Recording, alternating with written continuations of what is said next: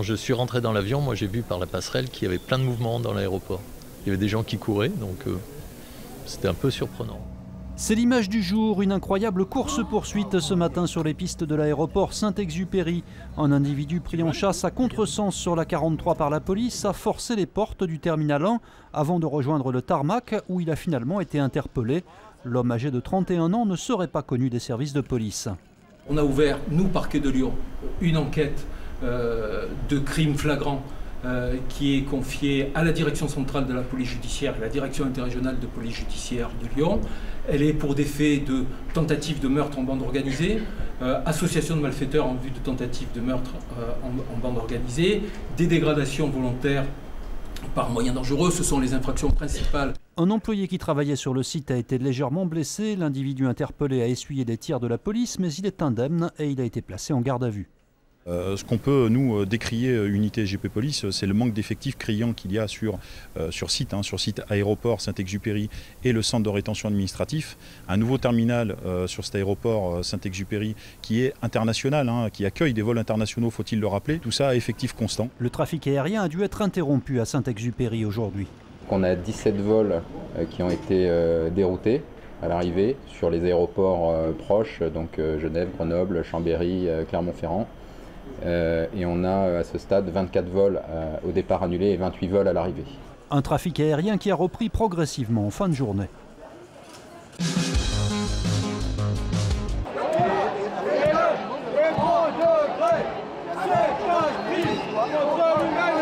Le chiffre du jour, 10 000, c'est le nombre de participants à la marche pour le climat organisée samedi à Lyon.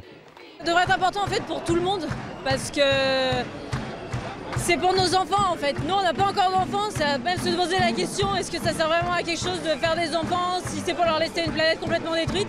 Et comme a dit Nicolas Hulot, des petits pas et comme on dit aujourd'hui ça suffit pas, il faut faire des grands pas et ça fait super longtemps qu'on le dit. Maintenant en fait il faut agir donc on est là. On attend que le gouvernement il fasse quelque chose, en fait on est en train de cramer, on va tous cramer quoi. Après le siège pacifique de l'hôtel de ville, les manifestants ont défilé jusqu'à la place Bellecour.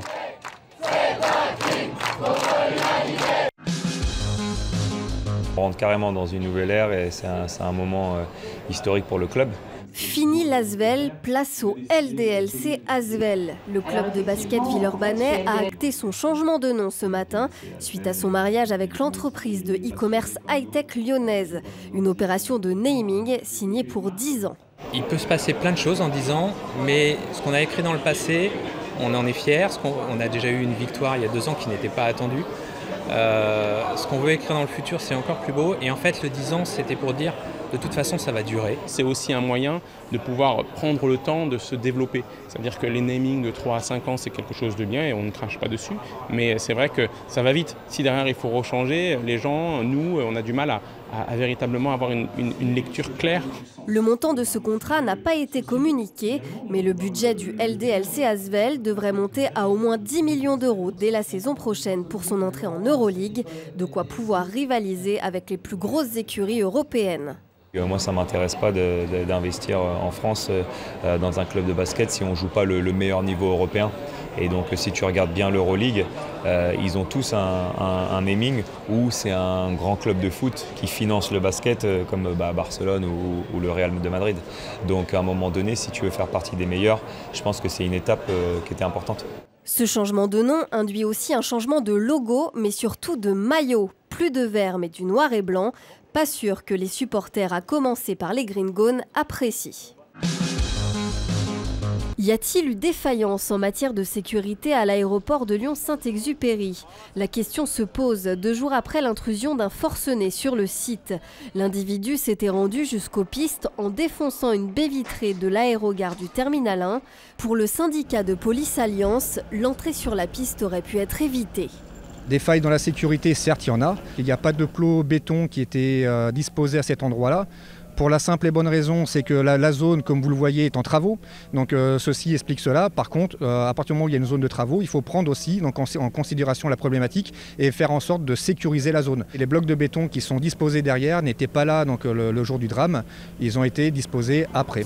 Cette zone de travaux était d'ailleurs la seule brèche permettant de rejoindre le tarmac, un fait pouvant laisser supposer que le suspect avait une connaissance du lieu. L'enquête nous le dira, mais où il savait, où il avait été renseigné, en toute honnêteté, le syndicat Alliance Police Nationale ne croit pas du tout au hasard, ne croit pas du tout qu'il est rentré par hasard dans cette zone en sachant qu'il avait facilement d'accès à la piste. Ces genres d'individus ont connaissance, ont les failles, il faut devancer leurs pensées en faisant le nécessaire pour plus que ça arrive.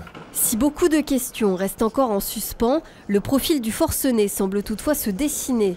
Selon une source judiciaire, l'homme de 31 ans souffre de graves troubles mentaux. Il a déclaré aux enquêteurs qu'il détenait des pouvoirs surnaturels et qu'il descendait du roi du Maroc, le Maroc qu'il voulait justement ce jour-là rejoindre en avion.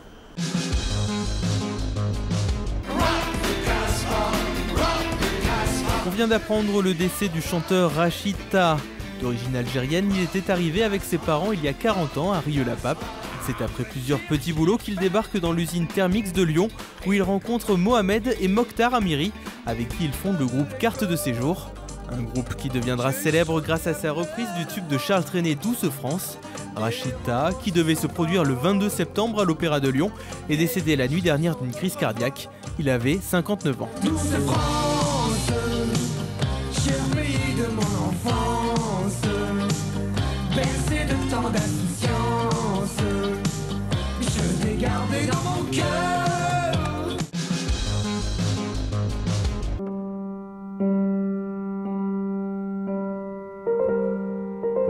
Quand des danseurs vous donnent rendez-vous en plein cœur du cloître du Grand Hôtel-Dieu, ça donne ça.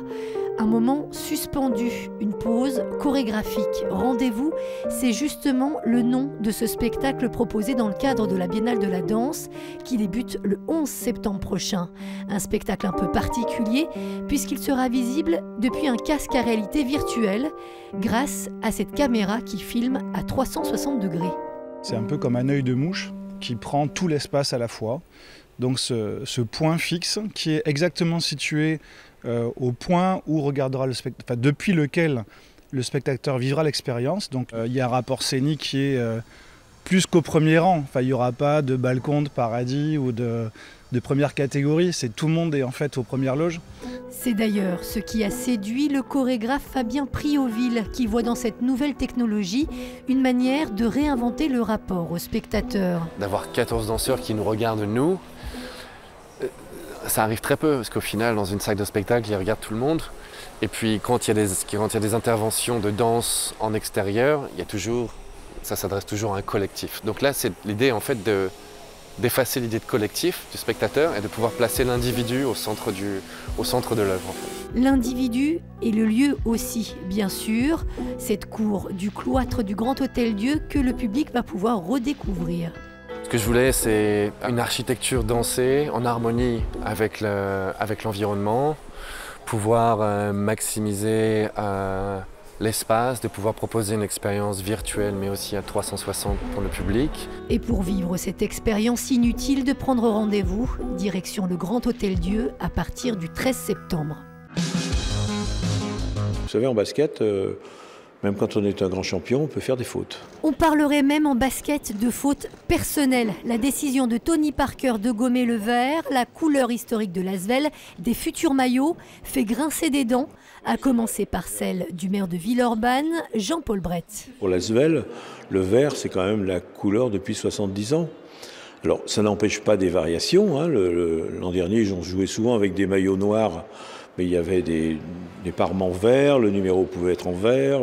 Et là, cette espèce de revirement, changement de cap complet, sous-entendu, il faut liquider le passé pour construire l'avenir, c'est ça qui va pas. Et je pense que c'est une faute. Même colère du côté des fans de la Green Team. Depuis mercredi, les réactions se multiplient sur les réseaux sociaux.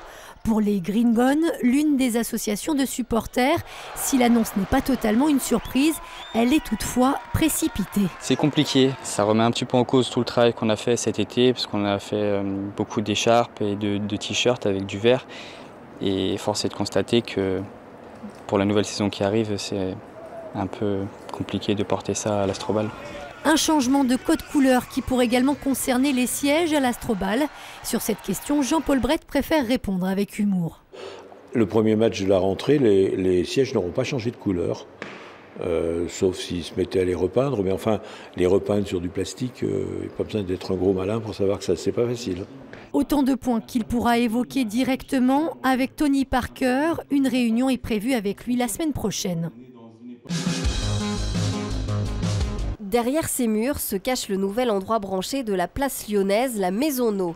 Cet hôtel 4 étoiles a ouvert lundi à côté de l'hôtel de ville, un établissement de 45 chambres mêlant moderne et ancien pour servir un concept novateur. On voit les évolutions des expériences des différentes personnes, les clients qui cherchent aujourd'hui plus une expérience classique de restaurant, d'hôtel, mais vraiment une expérience complète. On espère séduire les Lyonnais avant tout, donc en fait avec des espaces très ouverts sur l'extérieur. Et le principal atout charme du lieu reste sans conteste son rooftop, un restaurant en toit terrasse avec vue imprenable sur Lyon.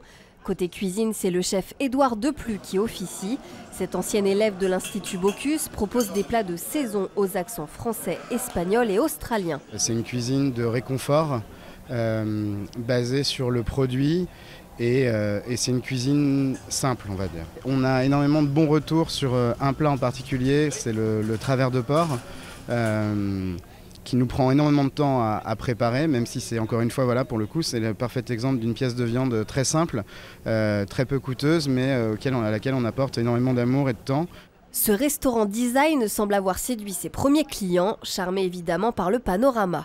La vue sur Fourvière est magnifique, c'est très dégagé. On voit les feuilles d'or au sommet de l'hôtel de ville, c'est assez inespéré. On aime bien l'esprit parisien, élégant, et je pense à me manquer ce genre d'endroit sur Lyon.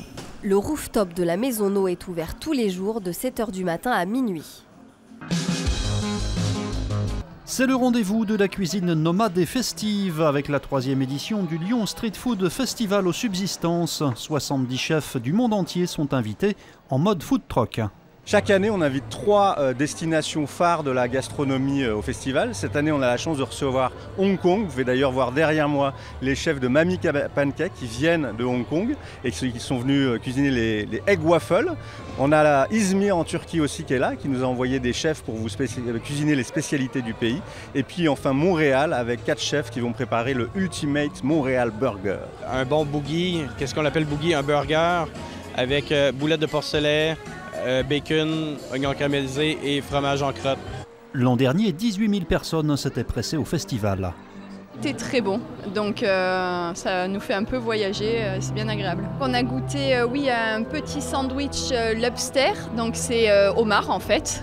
Dessert, on se réserve Hong Kong et les croustillants de Hong Kong. Le Lyon Street Food Festival, c'est jusqu'à dimanche aux subsistances, entrée 7 €.